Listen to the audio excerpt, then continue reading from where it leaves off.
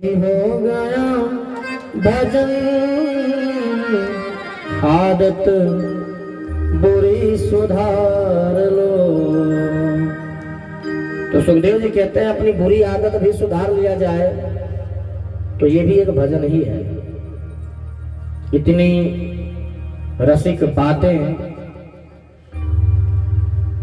कपिल महाराज ने अपनी मैया देवहूति को बताया कि देवहूति मैया को नवधा भक्ति का भी संपूर्ण ज्ञान दिया, नवधा भक्ति का संपूर्ण ज्ञान दिया। और जब नौ भक्ति करके जब 10वीं भक्ति में कोई प्रवेश करता है भक्त, तो उसका जो शरीर होता है ना वो जल में महाराज परिवर्तित हो जाता है।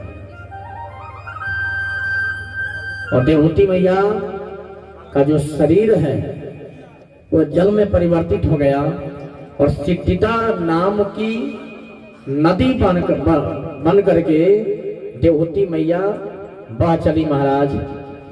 और कपिल देव महाराज उस जल से लेकर के आचमनी किए, आचमनी करके कपिल देव महाराज गंगा सागर में चले गए। गंगा सागर तीर्थ है ना, बहुत लोग गए होंगे गंगा सागर।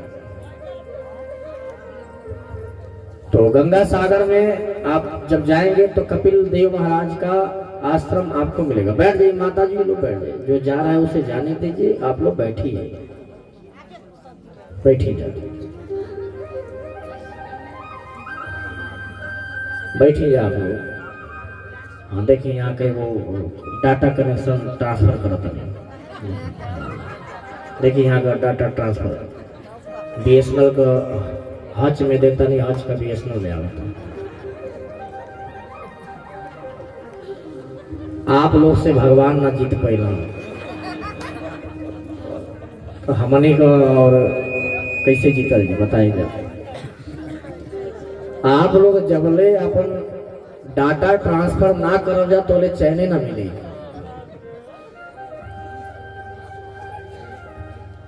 प्रेम से बोले राधे राधे, आवाज बोलो,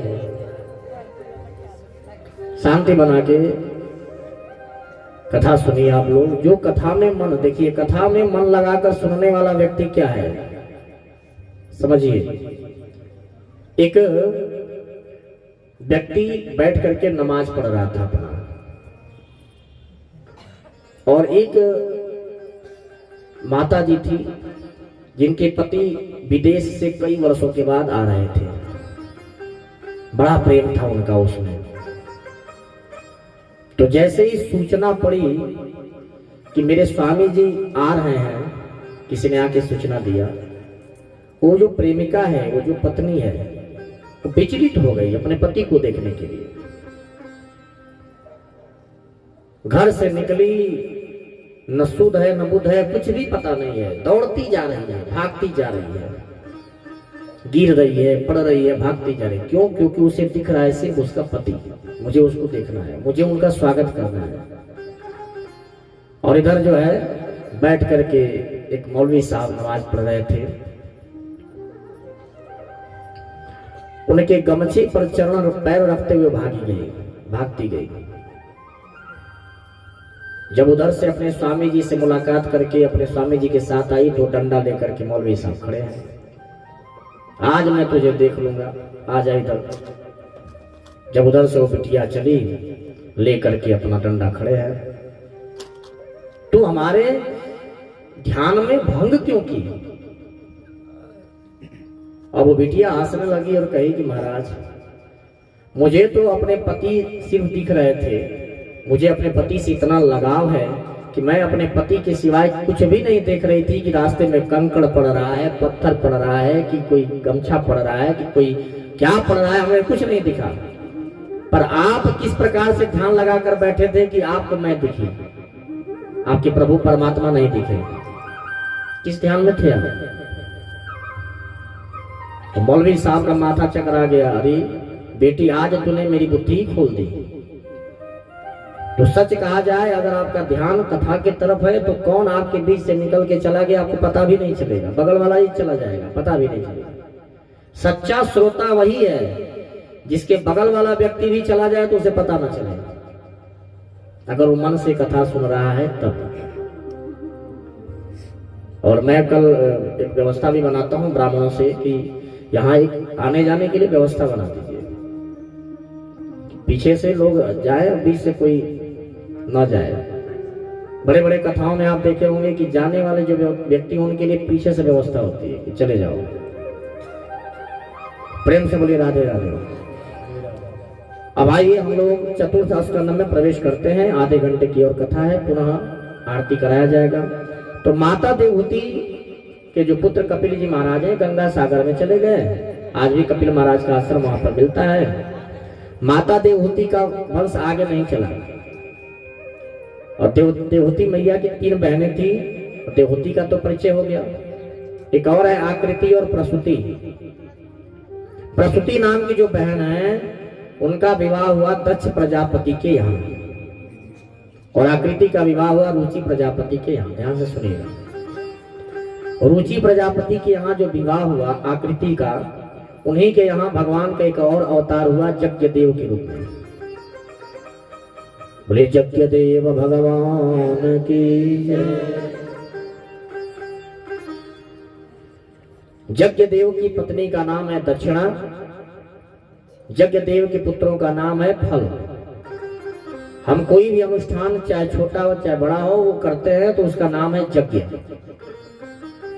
और उस यज्ञ की पूर्णता तभी होती है जैसे बिना पत्नी कथम धर्मम आश्रमाणाम प्रवर्तते। बिना पत्नी का आप, अगर आपका विवाह हुआ है तो आप अपनी पत्नी के साथ ही पूजा पाठ में बैठ सकते हैं, ये शास्त्रों में नियम है। उसी प्रकार यज्ञ की पत्नी का नाम है दक्षिणा। इसलिए कोई भी यज्ञ अगर आप करते हैं तो वहां दक्षिणा देना अनिवार्य होता है, जिससे उस यज्ञ की सफलता मानी जाती है। और जब हम दक्षिणा देते हैं तो वहां फल की प्राप्ति होती है। फल है यज्ञ के पुत्र। पहली चीज तो ये। दूसरा, शास्त्रों में दक्षिणा का महत्व बताया गया कि हम कोई भी वस्तु में, कोई पूजा पाठ में कोई वस्तु की कमी रह जाए तो हम हाथ जोड़ के प्रभु से मंत्रहीनम क्रियाहीनम भक्तिहीनम सुरेश्वर यत पूजितम मया देवम परिपूर्णम तदस्तु है, यह कहते हुए भगवान के सामने, क्योंकि भगवान को दक्षिणा थोड़ी चाहिए, पर ये भाव है, हमारा भाव है। जिन्होंने हमें ये सब इतना दिया, हम उनके लिए क्या कर सकते? कुछ नहीं कर सकते, पर भाव से हम जो करते हैं भगवान को भाव से करते हैं। तो दक्षिणा समर्पित लोग करते हैं कि दक्षिणा से उस सामग्री की पूर्ति हो जाती है। दक्षिणा स्वर्ण सहिता यथा शक्ति समर्पिता अनंत फलदामेना गृहाण परमेश्वर। तो यज्ञ देव भगवान का प्रादुर्भाव हुआ आकृति के यहाँ। प्रसूति नाम की जो कन्या है उनका विवाह दक्ष प्रजापति के साथ हुआ और इन्हीं के घर में सती माता, जिनकी कथा आप लोग शिव पुराण में या रामचरितमानस में सुने होंगे विस्तार से। तो सती जी का जन्म हुआ इनके यहाँ दक्ष प्रजापति के यहाँ। सती मैया भगवान भोलेनाथ का वर्ण की। दक्ष प्रजापति का विचार नहीं था, पर न विचार होते हुए भी विवाह करना पड़ा। तो सती मैया ने विवाह किया और हुआ क्या, एक बार दक्ष प्रजापति शिव जी से जलते क्यों थे इतना? क्योंकि जितने लोग यज्ञ में या अनुष्ठान में आते थे वो दक्ष प्रजापति को प्रणाम करते थे, सिर्फ ब्रह्मा विष्णु को छोड़ के सभी देवता देवी, क्योंकि विष्णु तो उनके आराध्य ही थे। परंतु शिवजी दामाद होते हुए भी प्रणाम नहीं करते थे। हालांकि शास्त्रों में वर्जित है, दामाद को चरण भी नहीं छूना चाहिए। दामाद ससुर का चरण नहीं छूता है। कहीं कहीं हमारे बिहार में तो बहुत ज्यादा ये सब देखने को मिलता है कि जिस चरण को पिता पूज करके अपनी बेटी का कन्यादान करता है और फिर चरण ससुर का छुए, ये शोभा नहीं देता।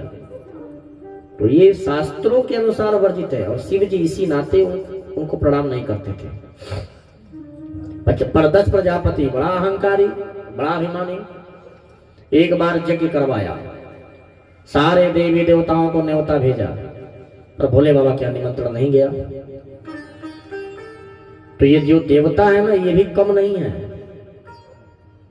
जैसे हमारे अगल बगल में कोई किसी के यहाँ भोज भात पड़े और किसी के यहाँ न्योता ना हो, उसका ना उससे चलता हो, तो अगलिया बगलिया वाला जिसको न्योता मिलता है ना बार बार जाके पूछेगा का हो चले के बाना,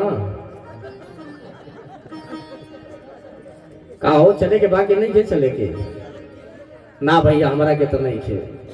अरे महाराज ज्यादा तो अब एक गया, अब बेचारे भीतर गए तब तो दूसरा है का हो चले के बना,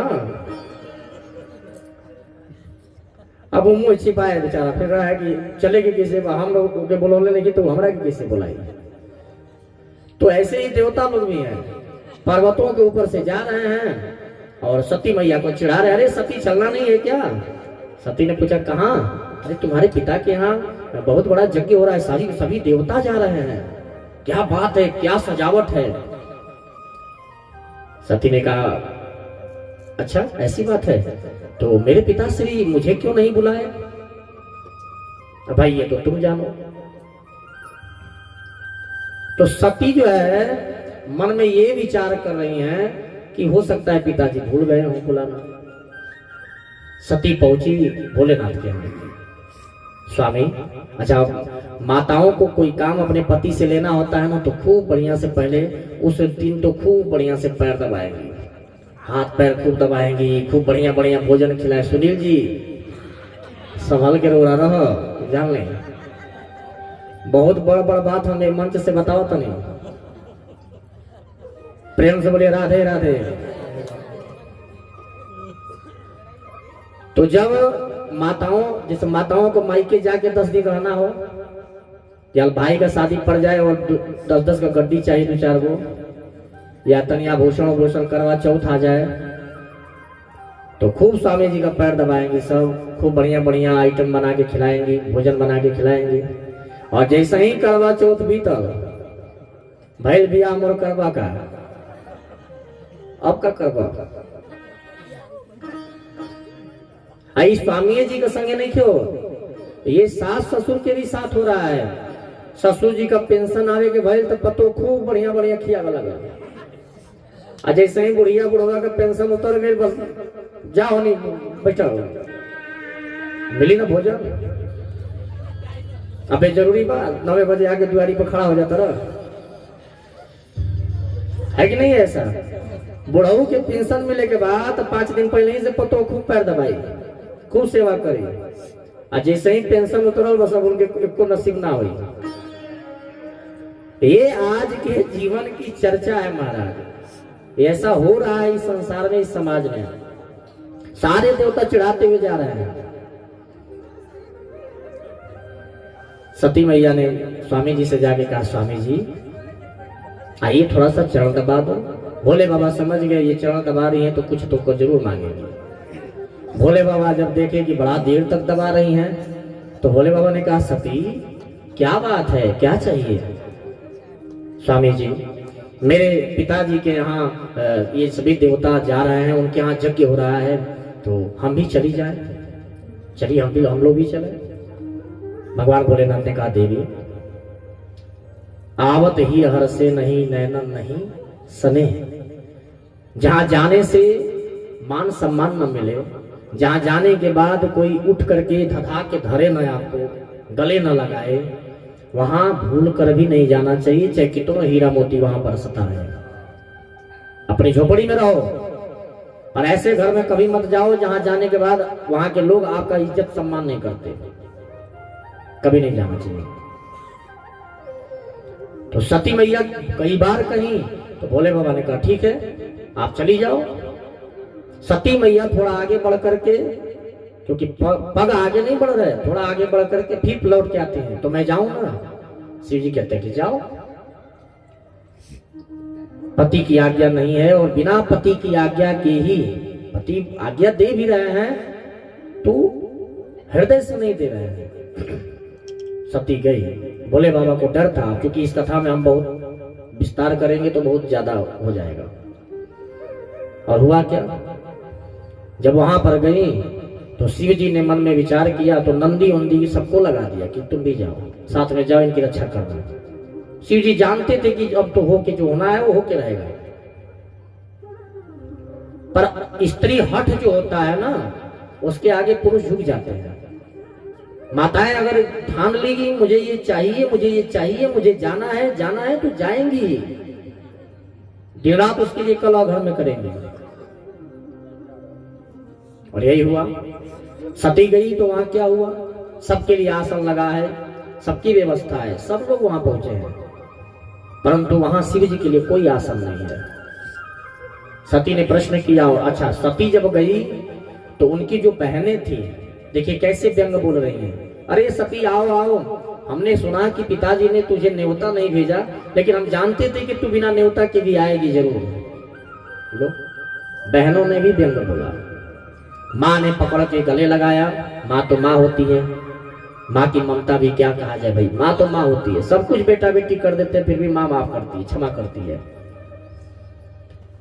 माँ ने गले लगाया, सब कुछ हो गया महाराज, यज्ञ पूजा हवन शुरू हो रहा है, हुआ भी। लेकिन जब दक्ष प्रजापति ने भगवान भोलेनाथ का अपमान करना शुरू किया, भोलेनाथ को अपशब्द बोलना शुरू किया, तो सती से नहीं बर्दाश्त हुआ।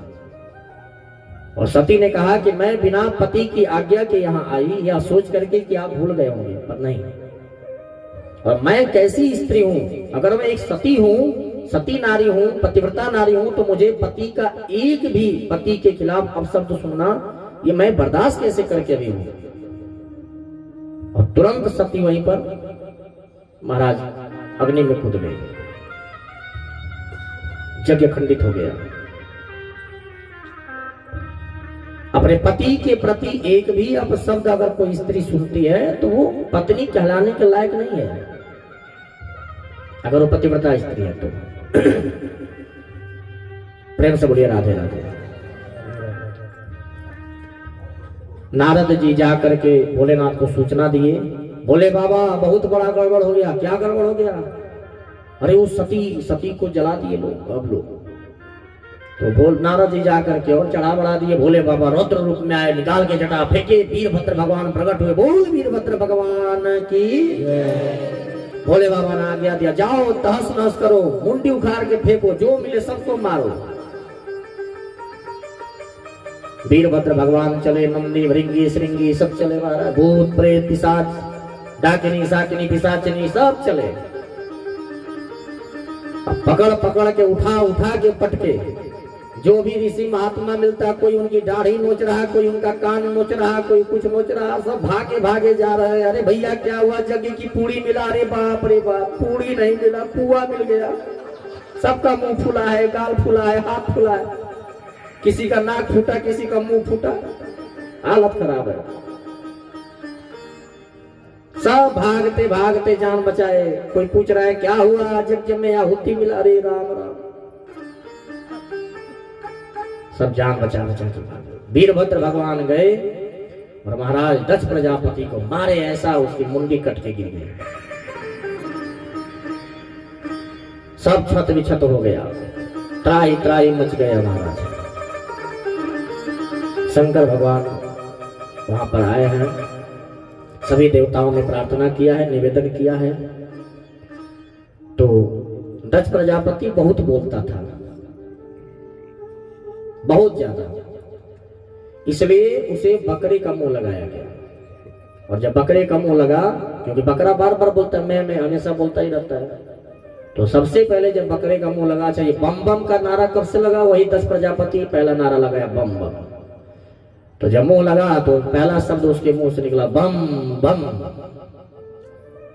बोले बम बम भोलेनाथ की जय।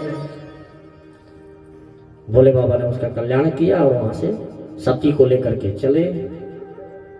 कई दिनों कई वर्षों तक भोले बाबा तो लेकर सती मैया से इतना प्रेम करते थे कि लेकर घूमते रहे, नीलांचल पर्वत पर कहां कहां नहीं गए। भगवान विष्णु से लोगों ने प्रार्थना किया तो भगवान विष्णु अपने सुदर्शन चक्र से उस सती के शरीर को टुकड़े टुकड़े किए। कई टुकड़ों में वह शरीर कटा और जहां जहां वह शरीर सती माता का गिरा, वो सभी शक्ति पीठ बना।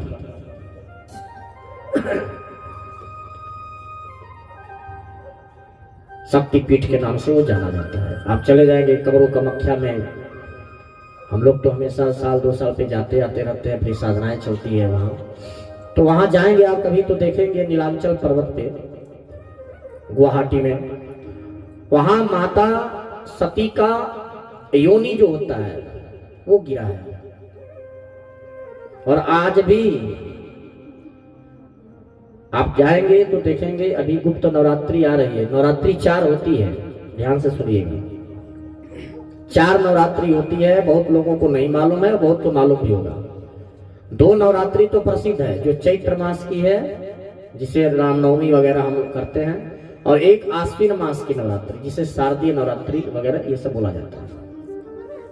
तो ये 2 नवरात्रि प्रसिद्ध है जिसमें सब लोग व्रत करते हैं। पर 2 गुप्त नवरात्रि भी होती है जो पूरे 9 दिन का होता है। अभी माघ महीने की शुक्ल पक्ष में जैसे प्रतिपदा तिथि लगेगी तो प्रतिपदा से 9 दिन तक ये गुप्त नवरात्रि होता है। और इसमें बड़े बड़े तंत्र साधनाएं होती है। तांत्रिक लोग कमरू कामाख्या में इकट्ठा होते हैं और खूब साधना सिद्धि करते हैं। और एक होता है आषाढ़ महीना में, ये 2 गुप्त नवरात्रि है। और इसी के बीच में माँ सती का जो योनि वहां गिरा है, आज भी ये प्रमाणित है कि वह रजस्वला होती है। जैसे हमारी माताएं मासिक धर्म में आती है ना, उसी प्रकार से माता 3 दिन तक रजस्वला रहती है वहां। उन्हें सफेद चादर से ढका जाता है, कपाट बंद हो जाता है, और तीसरे चौथे दिन जब वो कपाट खोला जाता है तो कपड़ा बिल्कुल लाल हो जाता है, रक्त से पूरा सना होगा। ये आज की वहां आप कभी जाइए, उस कपड़े के एक एक धागे का बड़ा महत्व है। बहुत तांत्रिक लोग उस एक धागे को ला करके और जंतर में भर के जंतर देते हैं, जो बहुत काम करता है। करिए, भाव को भाव, ये किसका क्या है उसको नहीं देखना है। तो बकरे का मुंह लगा और बम बम करके उसने बोला, और बम बम भोलेनाथ, आज भी हम लोग बम बैजनाथ जाते हैं तो बम बम बोलते हुए जाते हैं, बोले बैजनाथ भगवान की जय। अब प्रियव्रत और उत्तानपाद की कथा, जी उत्तानपाद और प्रियव्रत की कथा हम लोग कल सुनेंगे। ध्रुव महाराज की कल कथा होगी। ध्रुव महाराज और ऋषभदेव महाराज, जड़भरत जी की कथा, अजामिल की कथा, गजेंद्र सरकार गजराज की कथा, ये सब कथा, और नृसिंह भगवान की कथा, ये सब हम लोग कल कथा सुनेंगे।